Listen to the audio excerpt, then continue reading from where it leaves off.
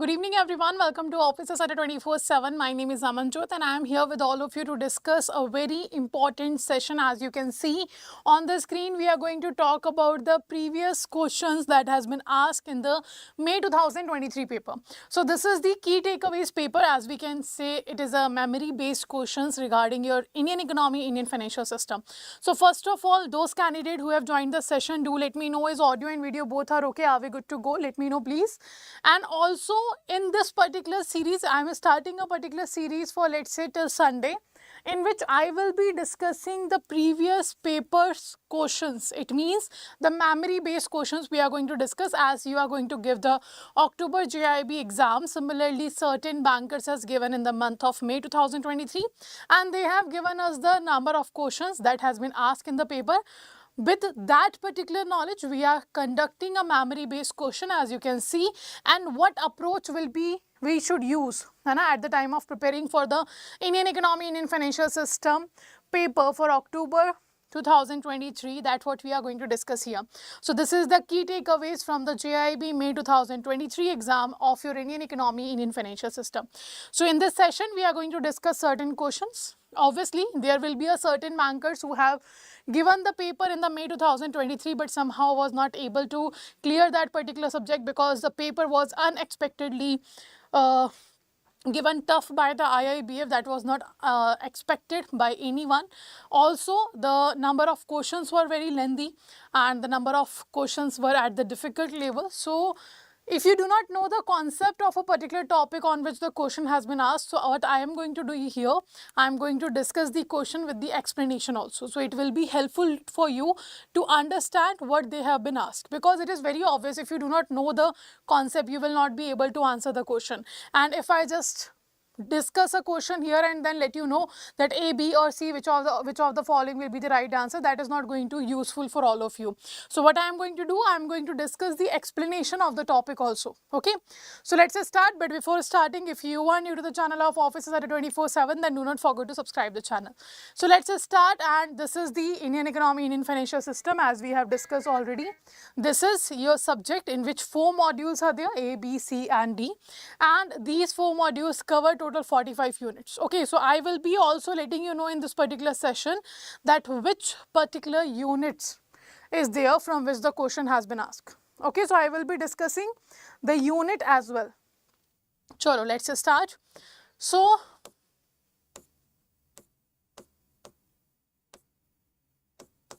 one second. Okay, so these are the 4 modules. Okay, these are the 4 modules that we have discussed here regarding your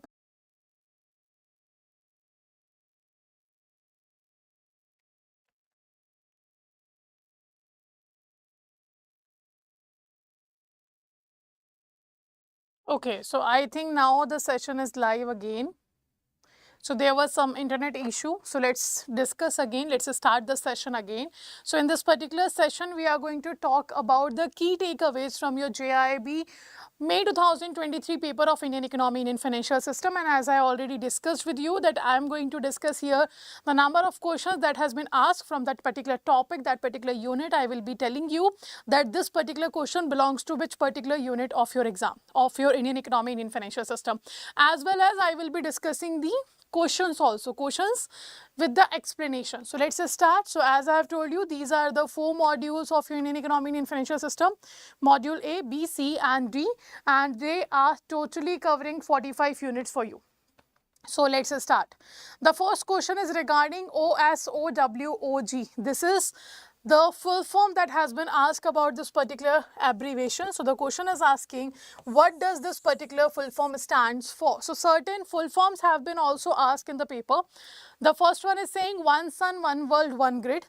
The second one is saying one sun, one work, one grid. Third one is saying one sustainability, one work, one group, and fourth is saying none of the above. Now you have to tell me what does this particular term stands for. So if I talk about OSWOG, this is a particular terminology used by Mr. Narendra Modi. This terminology used by Mr. Narendra Modi when he went to attend the climate change summit, or we can say COP27 in the Glasgow city. So that's what he have discussed about OSWOG, like what India is going to contribute in the climate change conditions. So that terminology has been introduced by Mr. Narendra Modi. Let me know what does this stands for. What is the full form of this particular abbreviation? OSWOG. So first of all, if we talk about this particular terminology, so it can't be one sustainability. This can't be right. One sustainability is nothing. But yes, when you talk about a climate change and we are talking about that the countries have to come together to perform a certain services, it represents the one sun, one world, one grid. It means we are going to treat country as a one particular area. And we all are going to be helping each other to make sure that we are not facing any other vulnerability because of the climate change. Okay, so the right answer for this particular question will be A option, that is one sun, one world and one grid. Clear? Now, and this question belongs to which particular unit of your unit 10th of your Indian economy, Indian financial system this question is, and that unit 10 is about climate change and sustainable development goals. So OSWOG is a particular terminology introduced by Mr. Modi. That's what India is going to represent at the case when we were attending the COP27 summit, and this is what India said, that this is what we are going to provide. Now next, which of the following is correct about ceiling rates of CRR and SLR? First of all, let's understand what is CRR, SLR. So CRR, SLR both are the instrument of monetary policy, both are the direct instrument. If I talk about CRR, CRR is what? All the scheduled commercial banks have to maintain a certain reserve with RBI that will be in form of cash as a percentage of NDTL, net demand and time liability. This is the CRR, cash reserve ratio. Now what is SLR? Under the SLR, all the scheduled commercial banks have to maintain reserves. They have to maintain what? They have to maintain reserves. And that reserve will be maintained in form of cash, in form of gold, or in form of government securities. And that will be again the percentage of NDTL that will be prescribed by RBI. Okay, that will be prescribed by RBI. But this reserve have to maintain with themselves, not with RBI. They have to maintain a reserves with themselves, not with RBI. So simply the difference between CRR and SLR is both are reserve ratios. In CRR, the reserve have to be maintained with RBI in form of cash. In SLR, reserves have to be maintained with the banks only. They have to maintain with themselves only and in form of cash, gold and security. And the question is asking that what is the ceiling rates of the CRR and SLR, like this percentage of NDTL. This percentage of NDTL will be decided by RBI in every bi-monthly monetary policy. So we know monetary policy review will comes 6 times in a year. That is bi-monthly review has been given by RBI, and in the bi-monthly review of monetary policy, RBI decides that whether we have to change the reserve ratios or not. According to the market condition, RBI decides that we have to change this or not. So that's what we are talking about. What is the minimum or maximum limit that can be given by RBI for the CRR reserves, and same for the SLR reserves. And the options for both will be, like first option is saying CRR minimum limit is 3%, maximum 15. SLR minimum 12, maximum 22. Second is saying CRR minimum 4, maximum 25. SLR minimum 10, maximum 20. Third is saying CRR minimum 3, maximum 15, SLR minimum none and maximum 40. And the fourth one is saying CRR no minimum and maximum limit, SLR minimum limit is none and maximum limit is 40. So you have to tell out of these 4 options, which of the following is correct about the ceiling rates of CRR and SLR. A, B, C or D. Which of the following is correct? So if we talk about CRR and SLR, and under the CRR and SLR, we have seen that RBI has changed these limit. RBI has done what? RBI has changed this limit, and this limit has been changed in the year 2006. So now if we talk about CRR from 2006, there is no minimum and no maximum limit in CRR. If RBI wants, RBI can give the 0% of NDTL or 100% of NDTL after 2006. But before 2006, it used to be your 3% and 15%. 3% used to be minimum and maximum 15%. But after that, after 2006, it has been removed. Same with the SLR. SLR earlier, before 2006, it used to have 21% minimum limit, and maximum it used to be the 40% at that time. So in 2006, RBI has removed the minimum limit and maximum is same, that is 40%. So the right option for you will be D. Okay, so these are the ceiling limits. So apart from the ceiling rates, maybe possible the question will ask about what is the current CRR and SLR. Okay, so current CRR rate is 4.5% and current SLR rate is your 18%. So this is the current rates, and do remember these policy rates will be changed by RBI bi-monthly as per the requirement of the market. Clear? So this is what we have discussed. The right answer will be D, and these questions belong to unit 17 of your Indian economy, Indian financial system. Now next question. The penalty for non-compliance with CSR provisions are. Now what is CSR? CSR stands for what? Let me know. If we talk about CSR, it is again related to your climate change, or I can say the certain responsibilities that the company have towards the public. Like if I am talking about, let's say for example, Adda 24/7 is a edtech company. This is a service sector company, it's a edtech company.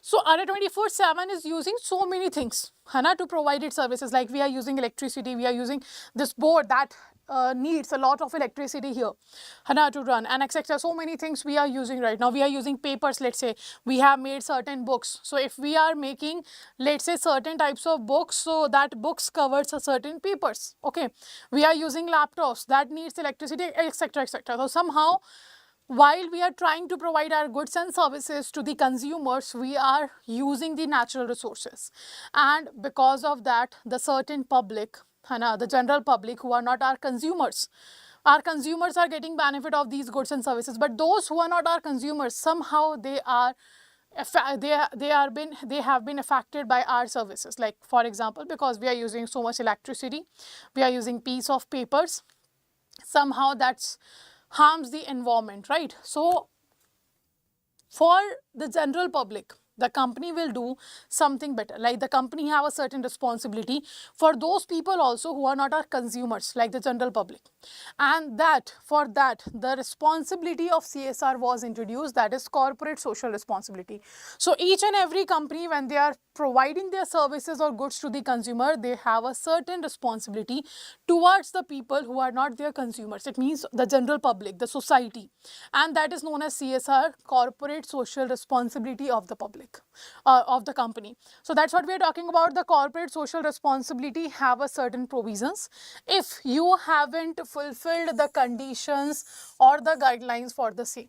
Okay, so which of the following is provision related to the penalty if you do not fulfill the CSR activities?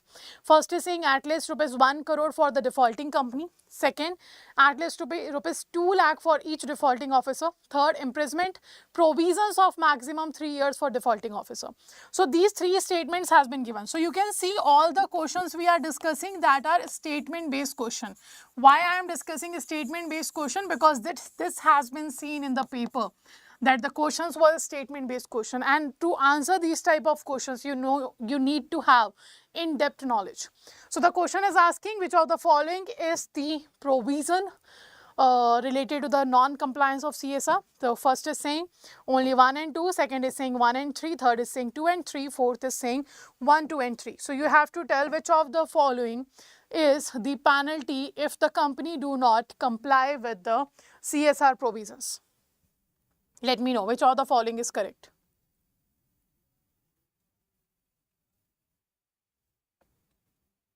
Which of the following is correct?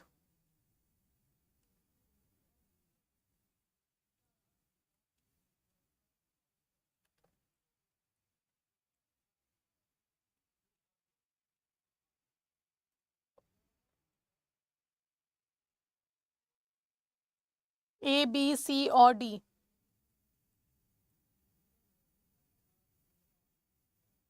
See, CSR is corporate social responsibility, and when we talk about corporate social responsibility, these penalty has been changed. है ना? The penalty has been changed, and the penalty now will be, है ना? Earlier it used to be known as a crime, है ना? This non-compliance of CSR used to be taken as a criminal activity, but now it has been said that this is not a criminal activity, this is a civil wrong. So when it comes to the civil wrong condition, when it defined as a civil wrong condition, so this imprisonment condition or penalty has been removed. This used to be there when it was treated as a crime activity, but now it has treated as a civil wrong. So this civil wrong will not have or will not include the penalty of imprisonment. But yes, you have to pay the penalty in amounts, in cash or in money. So at least 1 crore for defaulting company and 2 lakh rupees for each defaulting officer. So the right answer will be 1 and 2.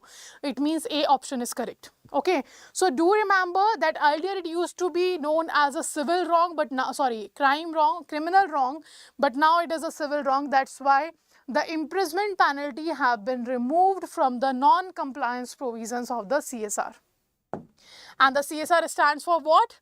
Corporate social responsibility. So the right answer will be your A option, and you can see it also belongs to your 10th unit, that is the climate change and sustainable development goals. Okay, and if I talk about sustainable development goals, there are 17 goals in the SDG.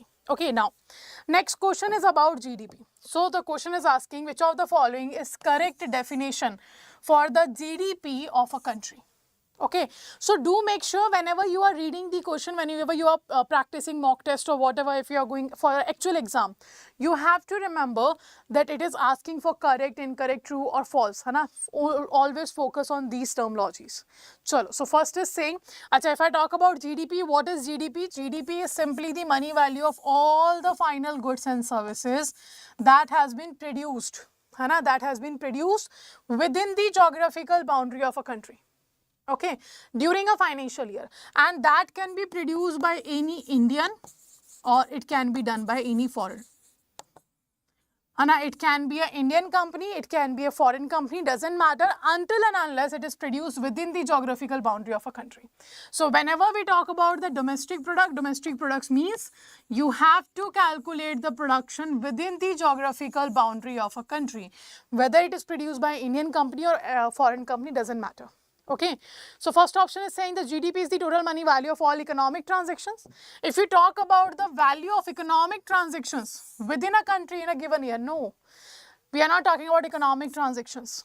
We are talking economic transactions means transactions related to money, but we are talking about productions of goods and services. So the first one is not right. Second, the GDP is the total value of both monetary and non-monetary goods in a country within a year. No, not only goods, but as well as services will be included. So B cannot be the right answer. Then third option is saying the GDP is the total value of tradable services produced in a country within a given year. Again, tradable services it is only talking about, not the goods. So it can't be the right. So the fourth option is saying none of the above. So the right answer will be none of the above. Okay, so right option is your D option, that is none of the above, and this questions belong to from your unit number 18. Now, what is the real definition of GDP? GDP is simply a money value of all the final goods and services produced within the geographical boundary of a country during a financial year. Within the geographical boundary of a country during a financial year, that is your GDP, gross domestic product. Okay, so do remember the money value of all final goods and services produced within the geographical boundary of a country during a financial year is GDP. Now the next question is asking, read the following statement carefully and choose the correct ones in relation to concepts, measures of money supply. So if we talk about measures of money supply, this measurement of money supply will be done by RBI to know how much money is there in the market, to know the liquidity in the market, how much liquidity is there in the market. To know this situation, RBI use certain method to measure the money supply, and those methods are known as M1, M2, M3, M4, M0. M0 known as reserve money, M1, M2 known as narrow money, M3, M4 known as broad money. Okay, so let's understand this. First option is saying narrow money M1 is equals to currency with the public plus demand deposit with banking system plus savings deposit of post office savings bank.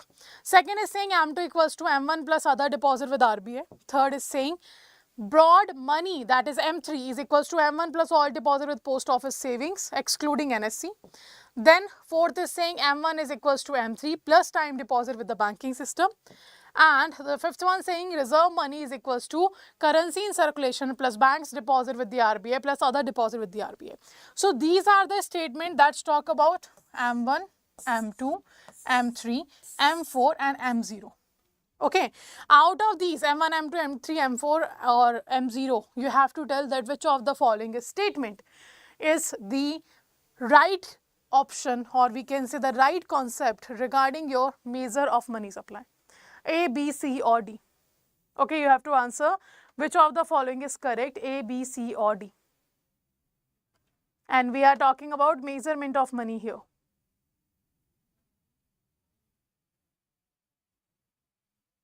Okay, so let's discuss about the narrow money. So options are like these: 2 and 5, 3 and 4, 3, 4 and 5, 3 only, 5 only. So when we talk about M1, M1 is equals to currency with public, demand deposit with banking system. This is not available. The post office savings are not a part of M1. There will be a deposits with RBI, then it will be M1. So M1 is what? CU plus DD plus deposit with RBI. I am writing in short. CU means currency unit, that is the money available with public. Second, DD means demand deposit, it means CASA. And the deposit with RBI, all the reserves that RBI maintain. Now, so the first statement is not right. Second is saying M2 is equals to M1 plus other deposit with RBI. No, M2 is equals to M1 plus post office savings. It should be M1 plus post office savings, not the M1 plus other deposit with RBI. So right answer, it cannot be second. Third is saying broad money.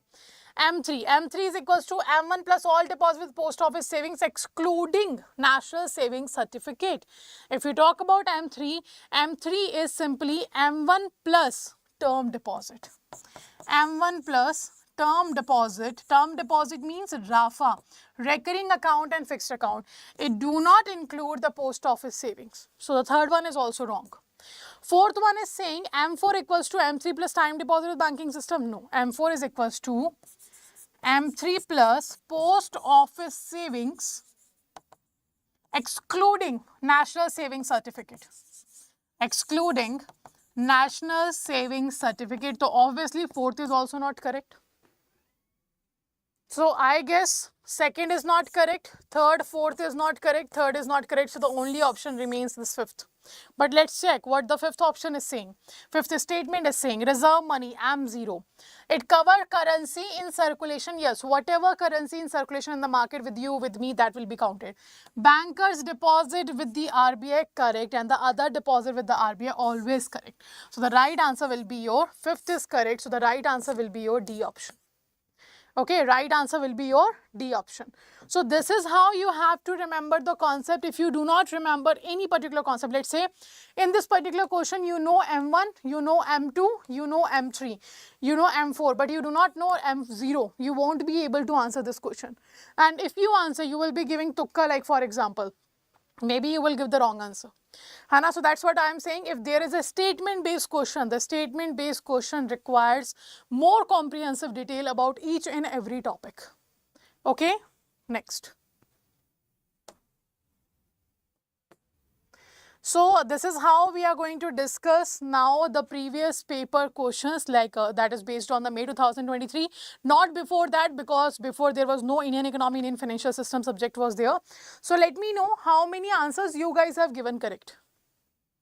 How many answers you guys have given correct. So if you were not able to answer any particular question, don't demoralize yourself because you haven't studied the syllabus yet.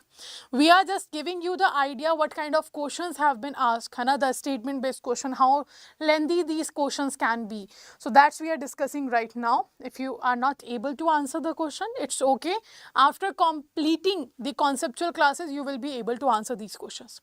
And to complete the conceptual classes, you can see Sankalp Batch 1 one that is started from 19th of June is available on the store, in which I have already started Indian economy and Indian financial system, and now Niharika ma'am started AFM here. So these two subjects are started in this particular batch. Now if I talk about the Sankalp batch 2, the Sankalp batch 2 started from 3rd July with the AFM subject that will be taken by Niharika ma'am, and she started the classes. Orientation class, demo class was available for all of you. Those who haven't seen the demo session, you can check on the officers at our YouTube channel and you will find the demo session there, and then you can decide to enroll. Now, how to enroll in a particular batch? First of all, you can see a number is written on a screen. If you find any difficulty to join the particular batch, you can call on this number. And to enroll, you have to go to the Adda 24/7 application. Okay, you have to do what? You have to go to the Adda 24/7 application and then go to the JAIIB, CIIB section there. If you do not have application, go and download the application, because on the application you will get 1% additional discount. So this is the application. You will find here JAIIB, CIIB section. You will be able to find JAIIB, CIIB section. Click here and click on the JAIIB October 2023, and you will find the Sankalp batch 2 here, and Sankalp batch 1 is also available. So to enroll, just click on the batch. Do check all the details. After checking all the details, you can click on the buy now option. And after clicking on the buy now option, you can apply the code July77. That will provide you 77% discount. But for additional 1% discount, for additional 1% discount, you can use the coins that is available on application. So on application, you will get 78% discount. So this is the amount that you have to pay minus 1%. Okay. So this is the detail for all of you. Now, if you still have any doubt how to join and whatever, you can ask in the comment section. I will be checking your comment and answering there. Also, do make sure you join the session every day in the evening at 6 p.m. because I will be coming up with the key takeaways questions from May 2023. That is very important to know before starting your preparation, like how much level we have to cover for this particular paper. So do not forget to join the session at 6 p.m. every day, only on Officers Adda 24/7. Okay, so let's end the session here. So thank you for joining the session and take care.